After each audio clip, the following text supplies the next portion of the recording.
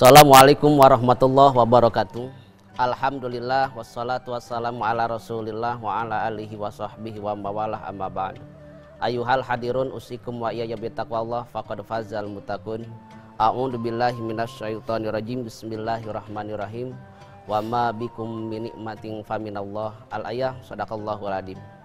Pemirsa TV One yang dirahmati Allah Subhanahu wa taala. Manusia tidak akan lepas dari 4 perkara. Yang pertama adalah dari nikmat. Kenapa? Karena setiap detik dan menit kehidupan kita ini selalu diiringi dengan kenikmatan. Hal contoh, kita diberikan mata itu dengan penglihatannya, sehingga kita bisa melihat keindahan dunia yang begitu eksotik. Coba kita lihat, terbitnya mentari di pagi hari, gunung tinggi menjulang ke angkasa berpayungkan awan, hamparan permadani laksana, keindahan dunia yang begitu indah, subhanallah.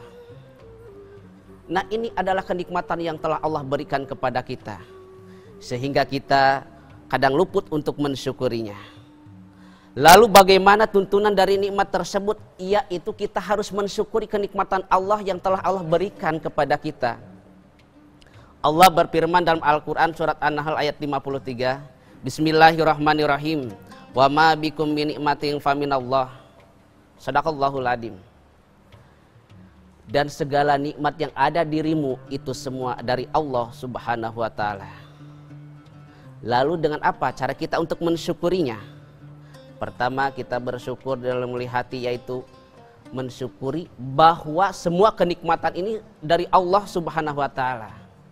Jadi jangan berpikir bahwa kita mendapatkan kenikmatan ini bukan dari Allah. Nikmat apa yang kita dustakan dari Allah? Allah yang telah memberikan kita kesehatan, Allah yang memberikan kita segala sesuatu. Nikmat kecil dan nikmat besar Allah yang telah memberikannya. Kalau kita bayangkan, kita renungkan, mulai kita bangun, kita berkedip saja, kita tidak akan terhitung semua kenikmatan tersebut. Saking nikmatnya, ketika kita mendapatkan kotoran ke dalam mata, kita langsung diobati. Kenapa? Karena itu kenikmatan dari Allah. Malam yaskurinas lam yaskur kasiran. Bila kita tidak mensyukuri nikmat kecil, maka nikmat besar pun kita tidak akan syukuri. Jadi segala sesuatu kita syukuri. Itu adalah cara mensyukuri nikmat dari hati. Lalu untuk mensyukuri nikmat yang dari ucapan, yaitu kita katakan bahwa kenikmatan itu dari Allah Subhanahu wa taala. Malam yaskurinas lam yaskurillah. Bila kita tidak mensyukuri nikmat terhadap manusia, maka terhadap Allah pun juga tak akan kau syukuri. Kenapa? Contoh, kita dikasih sesuatu, dikasih makanan, ucapkanlah terima kasih Kang. Itu secara manusiawi. Dan kepada Allah, alhamdulillah ya Allah, pada hari ini engkau telah memberikan rezeki dengan melalui orang tersebut. Nah, itu adalah semua kenikmatan. Bila kita mensyukuri terhadap manusia, maka jelas terhadap Allah pun juga akan kau syukuri. Pemirsa TV One yang dirahmati Allah, jelas pertama kita tidak akan lepas dari kenikmatan, karena itu sudah jelas nikmat bagi kita semua yang tidak bisa kita pungkiri. Banyak sekali orang yang sekarang punya mata tetapi tidak bisa melihat, punya telinga tetapi tidak bisa mendengar, punya mulut tetapi tidak bisa berbicara, punya tangan tetapi tidak bisa bergerak, punya kaki tetapi tidak bisa berjalan. Nah, kita semua subhanallah sangat luar biasa. Yang kedua, manusia tidak akan lepas dari kejadian itu, yaitu adalah ujian. Hidup ini saudara bukan sedang berjalan di atas permadani yang begitu enak, tetapi sedang berjalan di atas duri yang begitu penuh onak. Lalu bagaimana cara menyikapi tersebut ujian ini? Yaitu kita harus sabar dalam menghadapi ujian tersebut. Sabar di dalam apa? Pertama, sabar di dalam taat, dalam melaksanakan ibadah kepada Allah. Tidak semudah membalikan telapak tangan. Mengapa? Karena setiap kita beribadah, setiap kita perjuangan, ada rintangan yang perlu kita hadapi. Maka dari itu sabarlah dalam menghadapi segala sesuatu. Karena dengan kita sabar, insya Allah segala sesuatu kita akan beres. Kedua, sabar di dalam menghadapi maksiat. pengennya kita ini terjerumus kepada permaksiatan. Kenapa? Karena itu adalah nafsu kita. Sedangkan surga dihiasi dengan tidak keindahan dan neraka dihiasi dengan keindahan. Al jannatu hufat bimakari wa naharu hufat bisahawat. Surga dihiasi dengan ketidakindahan, sedangkan neraka dihiasi dengan keindahan. Bahkan judi, remi, domino, jisong, mahyong, portiwan, kiu-kiu, itu adalah hiasan neraka. Dan ketiga, sabar dalam menghadapi ujian. Mengapa? Kalau kita tidak sabar dalam menghadapi ujian, banyak sekali orang yang bunuh diri. Akibat apa? Akibat orang tersebut tidak mampu dalam menghadapi ujiannya. Itu adalah orang yang sudah putus asa. Sedangkan kita sebagai orang yang beragama, mari kita tanamkan di dalam hati kita kesabaran agar kita selamat dunia dan akhirat. Hidup ini tidak semudah yang membalikan telapak tangan, karena kita ini manusia yang penuh banyak dengan rintangan. Yang ketiga, manusia tidak akan lepas dari ujian itu, yaitu dengan taat kepada Allah. Hayatul insan kuluha ibadah wa ta'ah. Intinya hidup manusia itu tujuannya ibadah dan taat kepada Allah Subhanahu wa ta'ala. Mengapa? Karena kita ini hidup di dunia ini ditugaskan untuk beribadah kepada Allah Subhanahu wa ta'ala. Di dalam melaksanakan ibadah tidak semudah membalikan telapak tangan, karena banyak ujian dan rintangan yang perlu kita hadapi. Kalau kita melihat Rasulullah SAW, beliau sampai diludahi, sampai dilempar-lempar, beliau selalu sabar. Kalau kita, apakah kita mampu? Mari belajar untuk sabar.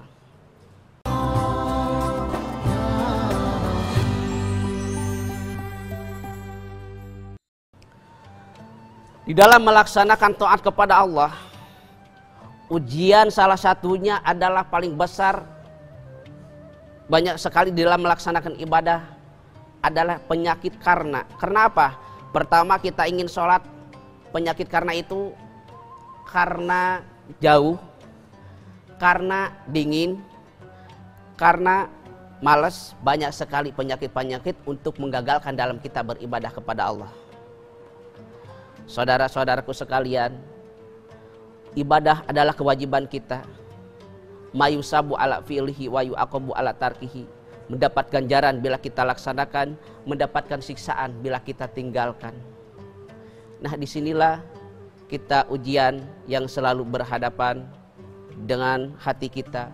Sabar dalam segala sesuatu, insya Allah kita akan selamat dunia akhirat. Yang keempat, manusia tidak akan lepas itu dari cobaan. Cobaan apa? Pertama, kita di dalam melaksanakan perjuangan banyak sekali yang menghantam terhadap kita selain dari permaksiatan, yaitu dengan pembicaraan-pembicaraan yang ingin menghancurkan dalam melaksanakan ibadah kepada Allah Subhanahu wa ta'ala. Kalau kita renungkan hidup di dunia ini, betapa bersyukurnya kita bisa melaksanakan kewajiban kita terhadap Allah Subhanahu wa ta'ala. Pemirsa TV One yang dirahmati Allah Subhanahu wa ta'ala, tak ada manusia yang sempurna. Semua jelas kan ada baik maupun buruk ujian terhadap kita yang melanda. Maka dari itu, hati-hatilah dan sabarlah dalam menyikapi sebuah melaksanakan kewajiban kita terhadap Allah Subhanahu wa ta'ala. Dalam melaksanakan cobaan, kita merasakan sabar. Pertama, sabar terhadap menghadapan pandangan maksiat mata. Kita inginnya mata ini diperlihatkan dengan permaksiatan, tetapi kita ketika melihat dengan yang bermanfaat ini susah sekali. Salah satunya membacakan Al-Quran, rasanya kita ingin ngantuk sekali kalau kita membaca Al-Quran. Membaca Al-Quran sehari 10 ayat kadang-kadang tidak mampu, tetapi kita berbicara hal yang lain, mata diperlihatkan, kadang-kadang satu malam kita tidak bisa untuk berkedip, enjoy dengan keindahan dunia ini. Dan kadang kita diberikan cobaan dalam telinga, ketika kita mendengarkan kebaik, rasanya kita ini tidak ingin mendengarkannya. Kenapa? Telinga kita terasa banyak sekali yang mendengarkan kepada kita sehingga mengganggu, tetapi diperdengarkan ke hal yang tidak bermanfaat, telinga ini kadang-kadang mampu untuk mendengarkannya. Dan napas, kadang kita mampu dalam segala sesuatu, tetapi untuk berzikir kadang-kadang kita tidak mampu. Dan ujian kita yang paling besar adalah iman kita terhadap Allah Subhanahu wa Ta'ala. Dengan situasi seperti ini, iman kita hampir-hampir tergoyah. Maka dari sabarlah dalam melaksanakan semua ujian yang Allah telah berikan kepada kita. Pemirsa TV One yang dirahmati Allah, semua orang itu banyak sekali ujian, namun tergantung bagaimana orang tersebut menghadapi ujiannya. Ujian itu dijadikan besar maka akan besar, dan dijadikan kecil maka akan kecil, tergantung kita yang menyikapinya. Hal contoh, orang yang betul-betul sudah juhud dalam melaksanakan ibadah, beliau terus dihantam berbagai ujian, berbagai musibah, tetapi dia tetap beriman kepada Allah. Tetapi kita, apakah mampu? Kita ambil. Salah satu yang mendapatkan musibah adalah Nabi Ayub. Beliau mendapatkan musibah yang sangat luar biasa dengan diberinya penyakit. Beliau sehingga diasingkan di tempat sampah, mengasingkan dirinya beliau. Sehingga beliau tidak mampu untuk bergabung dengan orang lain, tidak mampu bergabung dengan orang-orang di sekitarnya karena malu dengan keadaannya. Tetapi beliau tetap beribadah kepada Allah, mendekatkan diri kepada Allah Subhanahu wa Ta'ala. Nah, kita jadikan contoh itu. Apakah sejauh mana ujian terhadap kita? Apakah kita seperti itu? Bila dikarenakan kita punya penyakit seperti tadi, Nabi Ayub lebih parah daripada kita, beliau lebih mampu. Dan ujian yang lainnya masih banyak-banyak kita dalam melaksanakan kehidupan ini, yaitu diatasinya dengan sabar. Dan bila kita menghadapi ujian tersebut di dalam permaksiatan, bagaimana caranya kita menghadapi ujian dalam maksiat? Yaitu tuntunan dari ujian maksiat tersebut adalah kita taat kepada Allah dan tobat kepada Allah. Kemarin kita melaksanakan maksiat, sekarang kita tobat kepada Allah. Yang syaratnya tobat diantaranya adalah kita tidak melaksanakan lagi hal yang tersebut. Kemarin kita judi, sekarang kita tidak. Kemarin kita mabuk, sekarang kita tidak. Hal itu adalah tobat dari dosa-dosa. Dan tobat selanjutnya yaitu melupakan dosa-dosa kemarin dan sehingga tidak dilaksanakan kembali. Subhanallah, Allah itu Maha Mengampun dengan segala apa dosa kita, asalkan kita bertobat. Tetapi seandainya kalau kita tidak bertobat, jelas kita tidak akan selamat dan jelas kita tidak akan terampuni dosa.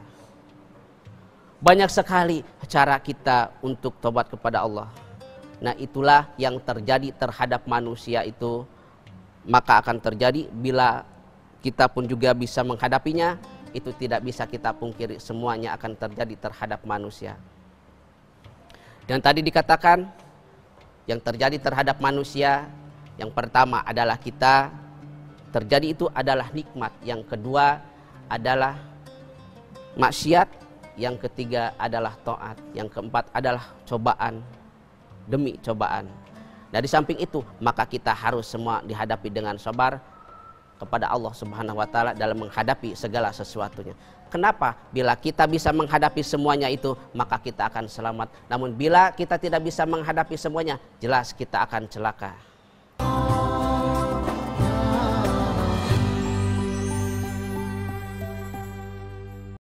Pemirsa TV One yang dirahmati Allah, ketika kita dalam melaksanakan beribadah kepada Allah itu banyak ujian, salah satunya kita malas, itu yang paling berat. Karena kita miskin. Dengan tadi dikatakan Nabi Ayub lebih miskin, beliau tetap beribadah kepada Allah. Karena kita pandangan kita, karena kita adalah kaya sehingga kita tidak bisa beribadah kepada Allah. Maka Nabi Sulaiman lebih kaya, beliau selalu ibadah kepadanya. Apa sih yang kita untuk disusahkan dalam kehidupan ini? Semua kita bisa. Dan apakah karena kita kan ganteng sehingga kita tidak beribadah kepada Allah. Nabi Yusuf lebih ganteng, beliau selalu beribadah kepadanya. Apa? Karena kita cantik, Siti Aisyah lebih cantik, beliau selalu beribadah. Jadi tidak ada yang perlu kita banggakan. Nah, ujian itulah yang harus kita tempuh, yang harus kita jalani segala sesuatu. Karena segala sesuatu bila kita tidak bisa menghadapinya maka akan celaka. Yaitu dengan cara menghadapinya, di samping itu yaitu harus memaksakan. Bila banyak ujian-ujian yang terhadap kita dalam melaksanakan ibadah ini. Selanjutnya, banyak sekali ujian-ujian yang terhadap kita selain melaksanakan itu, yaitu di dalam kehidupan. Sehingga norma-norma kehidupan kita hampir celaka. Subhanallah, inilah ujian yang harus kita jalani dalam segala sesuatu. Pemirsa TV One yang dirahmati Allah. Ujian yang paling berat dengan tadi dikatakan dalam melaksanakan ibadah. Kadang-kadang kita tidak mau bersyukur, kadang-kadang kita tidak bisa melaksanakan semua perintahannya. Dan kadang-kadang kita tidak sabar dalam menghadapi ujian. Dan kadang-kadang kita di dalam melaksanakan permaksiatan, kita tidak bisa bertobat kepada Allah Subhanahu wa Ta'ala. Itu adalah konsekuensi untuk kita dalam melaksanakan ibadah kepada Allah Subhanahu wa Ta'ala. Ada salah satunya, yaitu orang yang betul-betul sabar dalam menghadapi ujian tersebut maka akan selamat, dan orang yang tidak bisa menghadapi ujian tersebut maka akan celaka. Karena itu adalah mutlak akan terjadi terhadap manusia. Karena manusia tidak akan lepas dari hal itu. Ketika Rasulullah Shallallahu Alaihi Wasallam dalam menghadapi ujian dan cobaan tersebut, beliau hingga rela untuk dipukul, rela diludahi, rela untuk di dalam mahal segala apapun, tetapi beliau tetap sabar. Pada akhirnya mereka pun juga terus sabar dalam, pada akhirnya yang benci terhadap mereka tetap menyayangi, dan pada akhirnya tetap bertobat menyayangi Rasulullah Shallallahu Alaihi Wasallam. Nah, itu adalah sebuah contoh bagi kita. Biar apa? Biar kita selamat. Kalau kita mengikuti, maka kita dengan tadi dikatakan kita akan selamat. Kita sebagai umat Rasulullah Shallallahu Alaihi Wasallam, apapun yang terjadi kita hadapi, karena kita sebagai umat Rasulullah. Jangan sampai kita keluar, sampai kita celaka dunia dan akhirat. Lalu yang terakhir adalah kita dalam melaksanakan tersebut, yaitu melakukan dosa-dosa tersebut, yaitu dengan kita istighfar. Perbanyak istighfar dalam mengampuni dosa. Kita lakukan dari mulai kita lahir hingga meninggal. Kita bertobat kepada Allah dan mengucapkan istighfar dengan muhasabah. Astagfirullahaladzim, astagfirullahaladzim, astagfirullahaladzim. Selalu berzikir kepada Allah dalam mengucapkan istighfar. Kenapa? Karena itu adalah doa kita. Bila kita berbuat dosa, maka jelas kita harus beristighfar. Segala sesuatu pun juga kita harus ditobatan. Kenapa? Kalau kita tidak tobat maka kita akan celaka. Takutnya kita meninggal sebelum kita bertobat. Kalau sudah meninggal kita tidak bisa bertobat. Apa yang kita laksanakan? Mungkin kita jauh. Selagi kita hidup, mari kita bersama-sama untuk bertobat, menafakuri diri dari dosa-dosa yang pernah kita lakukan. Salah satunya dengan baca kalimat istighfar, astagfirullahaladzim, astagfirullahaladzim. Tetapi apakah ada orang yang sebelum meninggal tidak pernah bertobat dulu? Itu akan celaka. Fir'aun juga yang beliau semasa hidupnya mengaku diri Tuhan, pada akhirnya beliau juga untuk bertobat. Nah, kita mari bertobat dari dosa-dosa kita yang pernah kita lakukan mumpung selagi kita hidup. Mari kita berdoa kepada Allah Subhanahu wa Ta'ala dengan mengucapkan istighfar. Semoga Allah mengampuni dosa-dosa kita. Astagfirullah Rabba ya. Astagfirullah minal khataya. Astagfirullah Rabba ya. Astagfirullah minal khataya. Semoga Allah mengampuni dosa kita.